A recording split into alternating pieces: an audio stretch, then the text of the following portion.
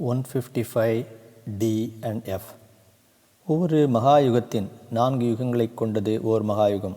கலியுகத்திலும் எந்தெந்த தெய்வ மத நாடுகளில் பாபங்கள் தோன்ற ஆரம்பிக்கின்றதோ அந்தந்த நாடுகளில் புதுவிதமான கொள்கைகளை கொண்ட தெய்வ நிந்தனை மதங்கள் தோன்ற ஏதுவாகும். அல்லது தெய்வ மதத்தினர் பெயரளவில் மதத்தை ஏற்பவர்களாக இயங்குவார்கள். இந்த பிந்தியவர்களைப் போல் இயங்கி வரும் நாம் தெய்வங்கள் இயங்கி வருவதை அந்நியர்களுக்கு முகாந்திரத்துடன் நிரூபித்து காட்ட இயலாதவர்களாக இருக்கிறோம். ஆயினும் சரித்திர மேதைகளும் முக்கியமாக ஆராய்ச்சியாளர்களும் தெய்வங்கள் உண்மையில் இயங்கி வருவதையும் ஆனால் தற்காலத்தில் மானிடர்களிடமிருந்து விலகி கொண்டு விட்டதையும் வெளியிட சற்றேனும் தயங்கவில்லை.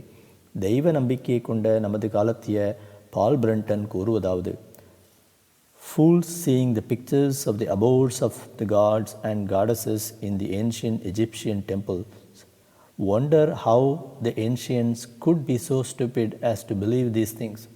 The deities themselves are far from fictions. There is room in God's infinite universe for other and higher beings than man, and even though took various names and forms at various times, these deities did not change their innate character. I think with Plutarch that not different gods with different people, but like the sun, moon, sky, earth, sea, are the common property of all men, but yet are called by different names by different nations.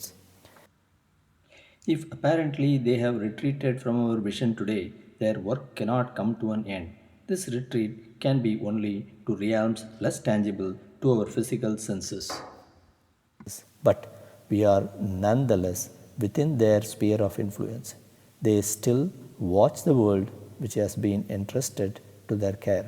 They still control the trends of human evolution, even though they no longer descend into visible earthly forms. I believed in the gods as the ancient Egyptians believed in them as a group of superhuman beings who watch over the evolution of the universe. தெய்வங்களின் இயக்கமும் தெய்வீக நிகழ்ச்சிகளும் தம்முடைய காலத்தில் மறைந்துவிட்டதை குறித்து கிபி 5ஆம் நூற்றாண்டின் ஜோசிமஸ் என்ற கிறிஸ்துவ சரித்திர ஆசிரியர் மிகவும் வருத்தத்துடன் அறிவித்திருக்கிறார். அவர் அத்துடன் நிற்கவில்லை. ரோம சக்கரவர்த்தியான கான்ஸ்டன்டைன் கிறிஸ்துவ மதத்திற்கு அங்கீகாரம் கொடுத்ததினால் அவரை கண்டித்தும் இருக்கிறார். He was just severe in his strictures on Constantine. பண்டைய கிரேக்க நாட்டின் சரித்திரத்தையும் தெய்வீகத்தையும் ஆராய்ந்த 19ஆம் நூற்றாண்டின் doctor Ulrich, professor classical philology in the university of Berlin, member of the imperial archaeological institute என்ற ஜெர்மன் மேதாவி டெல்ஃபியின் அப்பல்லோ தெய்வத்தின் மகத்துவத்தை கீழ்க்கண்டவாறு வெளியிட்டிருக்கிறார். The free man has come into being. The power above him, which we call society or the state, has also come. At that time, it was called law or custom nomas. And this power is sanctified by the existence of an exponent of the divine revelation, the god, that is the Apollo of Delphi. The authority of this god and of the oracles by which he answers through his priests is undisputed. He addresses the mortal with the warning, know thyself, that is, as a creature that is mortal. He enjoins self-control and self-restraint, the numerous Greek adages recommending moderation, the praise of the mean and the equality of the encomiums on sophrosyne belong to this period and to this world. No doubt, so much would not have been said of this virtue if it had not been so rare, but erroneous as it is to conceive of the Greeks as examples of the virtues they recommend. The establishment of these moral ideals is significant, a compliment to their faith in the power of man to gain admittance into heaven by force.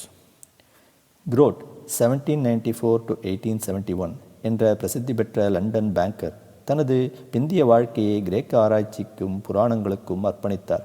Our கூறுவதாவது: The traditions are not, of course, to be weighed on the same scale with the concrete findings of the modern historical investigators, but neither on the other hand should they be set aside. We live in a world curiously woven, full of paradox and illusion. Often it chances that the records even of recent times which bear the fullest stamp of authenticity are really nothing more than fables, a mixture of prejudice, falsehood, myth, and fetish.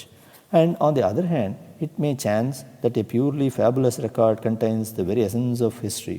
Indeed, always where the tradition is of long standing and widely accepted among a people at some stage of its evolutions, such a tradition must be redolent of the zeitgeist of its epoch. It may be as such fables commonly are impossible tales of gods and godlike heroes of superhuman feats and supernatural creation. And yet, nonetheless, it is in one sense historically true.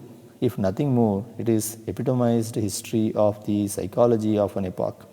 But generally, it is more than that. It is the idealized expression of a racial memory of actual events idealized, glorified, transfigured, yet perhaps never actually created, save upon a substratum of facts. And how infinitely expressive this idealized record becomes. Yet it condenses the events of centuries sometimes into a phrase. It embodies the essence of civilization of an epoch in a parable. Who would give up the Homeric legends with their records of gods and supernatural heroes for the realistic recitals of Thucydides? Who would give up the myths of Greece for a record of actual wars? Fortunately, we have not to make the choice. We may retain the one record to supplement the other, so the historian should do with early records of every people wherever accessible. பொதுவாக புராதன காலத்தியவர்களுக்கு முந்தைய காலத்தியவர்கள் oracles தேவையற்றவர்களாக விளங்கினார்கள். பொதுவாக ஆரக்கிள்கள் தெய்வங்களினால் தேர்ந்தெடுக்கப்படும் வான் அல்லது ஸ்திரீயின் மூலமாக வழங்கப்படுவது வழக்கமாகும். ஆனால் பண்டைய எகிப்தியர்களின் கடைசி காலங்களில் தெய்வ விக்கிரகங்கள் தங்களுடைய நாவினாலேயே ஆரக்கிள்களை வழங்கி வந்தன. பண்டைய காலங்களில் உலக நாடுகள் ஒவ்வொன்றிலும் ஆரக்கிள்கள் இயங்கி வந்தன. இதே ஆரக்கிள்களைத் தவிர வேறு பற்பல விதங்களிலும் பிரச்சனைகளுக்கு பதில்களும் விதாயங்களும் அருளப்பட்டு வந்தன. உதாரணமாக, கிறிஸ்துவ மதம் ஸ்தாபிக்கப்படாத காலம் ரோம சாம்ராஜ்யத்தின் சக்கரவர்த்தியாக அமர்ந்திருந்த டொமிட்டியஸ் ஆரேலியன் கிபி 270 to 275 என்ற தெய்வமதத்திய அரசன் பல்மைரா என்ற தேசத்தின் மீது இரண்டாவது முறையாக படையெடுத்தான். தெய்வமதத்திய ஜீனோபியா என்ற ராணி அந்த நாட்டை ஆண்டு வந்தாள். ஆனால் இம்முறை ராணி தோல்வியடைந்து விட்டாள். டொமிட்டியஸ் அருளியன் ராணிக்கு மரண தண்டனை அளிக்கவில்லை. கனமான தங்கச்சங்கிலியால் அவளுடைய உடலை அலங்காரமாக விலங்கிட்டு ரோமாபுரிக்கு நடத்தி கொண்டு வர ஆங்கிட்டான். இப்பொழுது ஜீனோபியாவை பற்றிய சில வரிகளை கீழே கொடுத்து விடுகிறேன். After the death of her husband, Odenathu, Zenobia held the government in the name of her remaining sons. In her person she displayed the beauty of the East.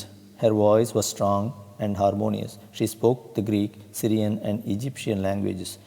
She was fond of study, but at the same time she loved vigorous exercises, and she accompanied her husband to chase the lion, the panther, and the other wild beasts of the wood and desert. And by her counsels and vigor of mind, she greatly contributed to his success in war. To these many qualities was united a chastity. Viewing the union of the sexes as the appointed means of continuing the species, Zenobia would admit the embraces of her husband only in order to have offspring. She bore the title of Queen of the East, wore royal robes and the diadem, caused herself to be adorned in the oriental fashion, and put the years of her reign in her coins. She defeated an army sent against her by powerful Galileans. She made herself mistress of Egypt, and her rule extended northwards as far as the confines of Bithynia. This extraordinary woman claimed a decent descent from the Ptolemies of Egypt. I cannot here omit to mention Zosimus Contincrates. What happened before the ruin of Palmyra, ancient Tadmor?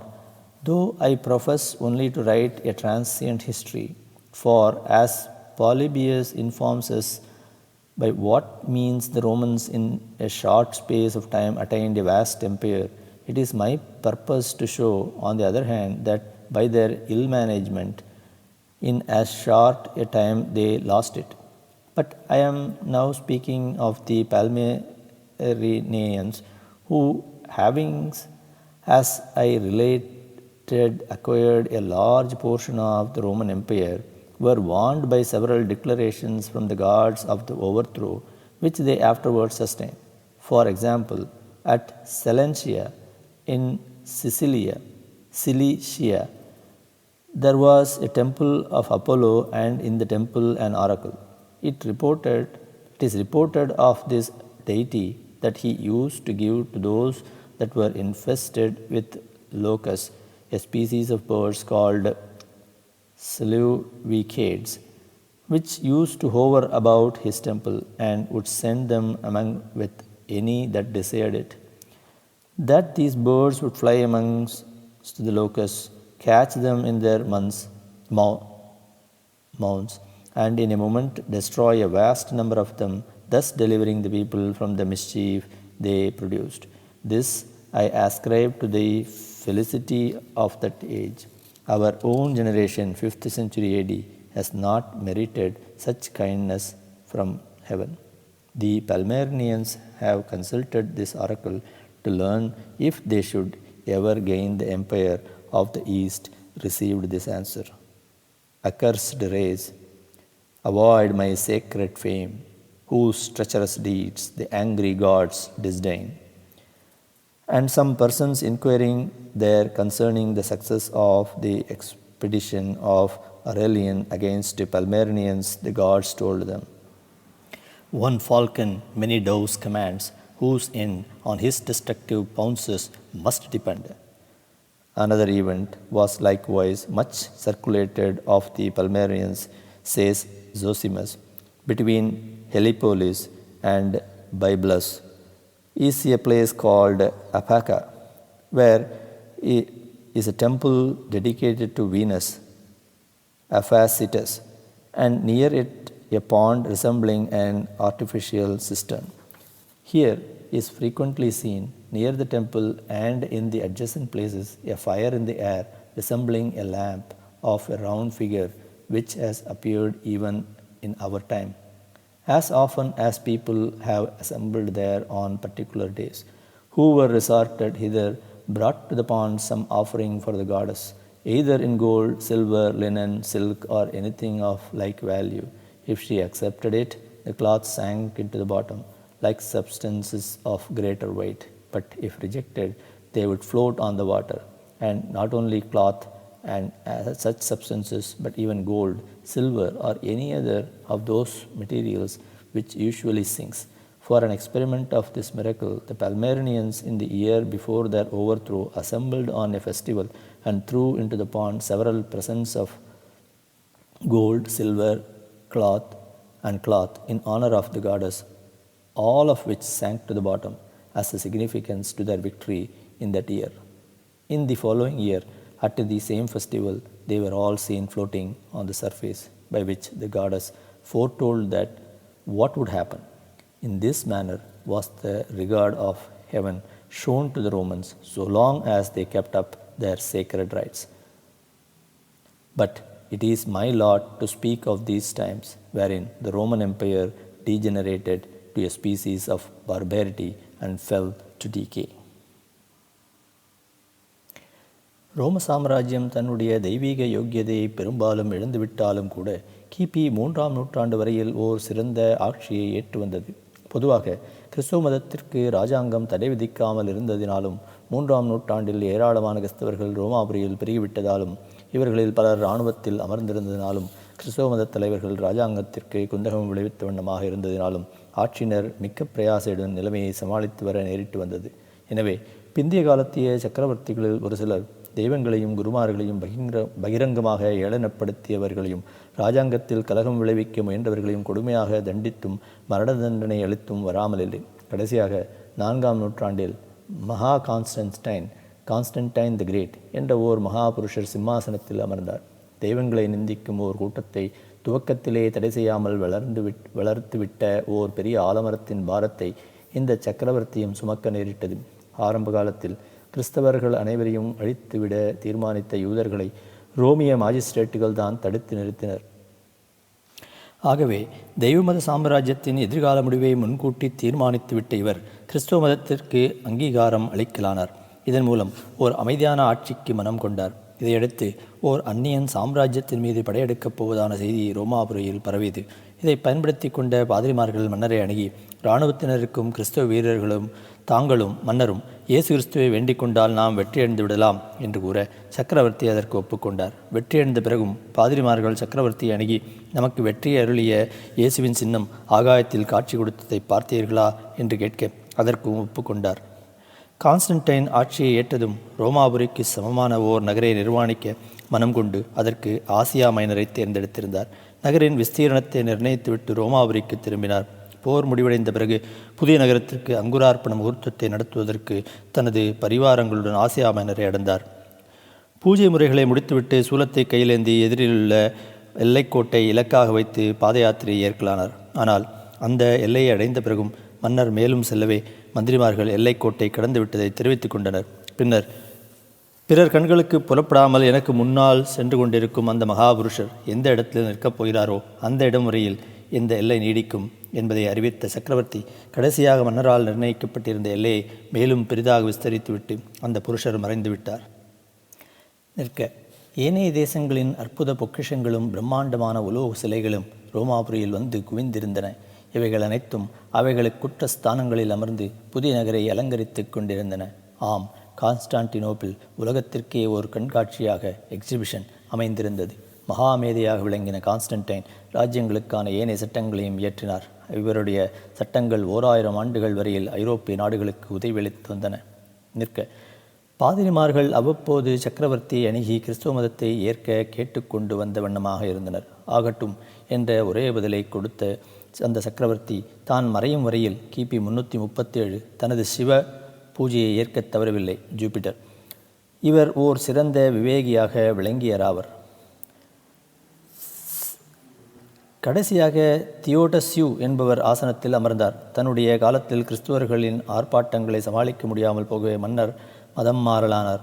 இவர் மதம் மாறிய சில மாதங்களுக்குள் கலினிகம் என்ற ஊரிலிருந்து ஒரு யூத கோயிலை சினகாக் கிறிஸ்தவர்கள் தீக்கிரையாக்கினர். யூதர்கள் மன்னரிடத்தில் முறையிட்டு கொண்டனர். மன்னரோ கிறிஸ்தவர்களை கண்டித்ததுடன் கோவிலை கட்டி கொடுக்கும்படியான தண்டனையும் விதித்தார். இதை இருந்த ஆம்ப்ரோஸ் என்ற பெரிய பாதிரியார் மன்னரை உடனடியாக சந்தித்து நீ மன்னிக்க முடியாத பாதக செயலை புரிந்துவிட்டாய் என்று கண்டித்ததுடன் கிறிஸ்தவர்களுக்கு விதித்த தண்டனையை உடனே நீக்கிவிடவும் கட்டளையிட்டார். தியோடஸ்யூ 379 to 395 155 G 4 யுகங்களை கொண்ட ஓர் மகாயுகத்தின் ஆயுள் 43,20,000 ஆண்டுகளை கொண்டதாகும். சென்ற மகாயுகத்தின் காலத்தை 10 சந்திர வம்சத்திய மகான்களின் காலமாக பிரிக்கப்பட்டிருந்தது. இவர்களுள் ஆதம் என்பவர் முதல் மகான் ஆவார். இவர் நவசதம் என்ற பாபிலோனுக்கு அருகிலுள்ள உத்தியானவனத்தில் தனது பத்னிய ஹவ்யாவதியுடன் பேரின்ப வாழ்க்கையைப் போலுள்ள ஓர் வாழ்க்கையை ஏற்று வந்தார். இதனுடைய விவரம் நமது பவிஷ்ய புராணத்தில் கொடுக்கப்பட்டிருக்கிறது. சுமார் 2500 ஆண்டுகளுக்கு முந்தைய பெரும்பாலான உலக நாடுகள் கூட இந்த விவரத்தை ஓரளவு கரண பரம்பரையாக அறிந்து வைத்திருந்தனர். பாபிலோனியர்கள் இந்த விருத்தாந்தத்தை தங்களுடைய களிமண் பலகைகளில் கிளே டேப்லெட்ஸில் எழுதி வைத்து இருக்கின்றனர். ஆனால் முதலாக ஒரு கற்பனை மதத்தை சிருஷ்டித்த யூத ப்ராஃபட்டுகளோ ஜூவிஷ் ப்ராஃபட்ஸ் உலகம் கிமு 4004 உற்பத்தியானதாகவும் அதில் ஆதம் என்ற முதல் மனிதன் தோன்றியதாகவும் அவரை யூத மதத்தின் முதல் புருஷராகவும் எழுதி கொண்டதுடன் ஓர் வம்சாவளியையும் கற்பித்து கொண்டனர். இந்த மதத்துக்கு பின்பு தோன்றிய கிறிஸ்தவமும் இஸ்லாமும் அதே வம்சாவளியை காப்பியடித்து கொண்டதுடன் அந்த வம்சாவளியினர் அனைவரும் தத்தமருடைய மதத்தை சார்ந்தவர்கள் என்பதாகவும் போட்டியுடன் எழுதி கொண்டிருக்கின்றன. Prior to 1859, the people of Christendom rested secure in the supposition that the chronology of man's history was fully known from the very year of creation.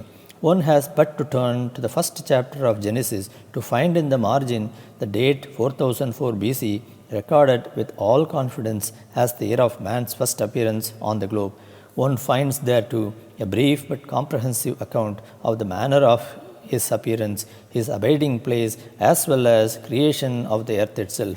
Until about half a century ago, as has just been said, the people of our portion of the globe rested secure in the supposition that this record and this day were part of our definite knowledge of man's history. Thanks to the monuments from Egypt and Mesopotamia, the student of human civilization has today a sweep of view that hitherto has been utterly withheld from him.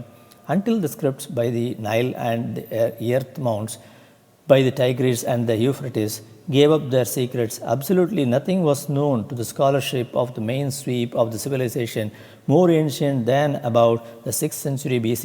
Beyond that, all was myth, fable, unauthenticated tradition. And now, the indubitable monuments of civilization carry us back over a period at least 3 times as great.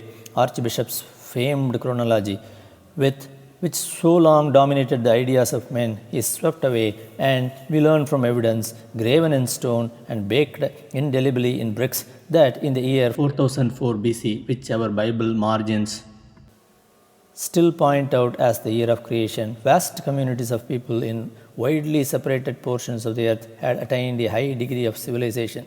In the year when the proverbial first man wandered naked in Eden, the actual man lived with thousands of his fellow men in vast cities, built houses, erected temples, and wonderful monuments, practiced such arts as glassmaking, sculpture, and painting, and recorded his thoughts in written words. And from that day to the stretches the thread of civilization, unbroken by any universal flood on other cataclysms. 155I.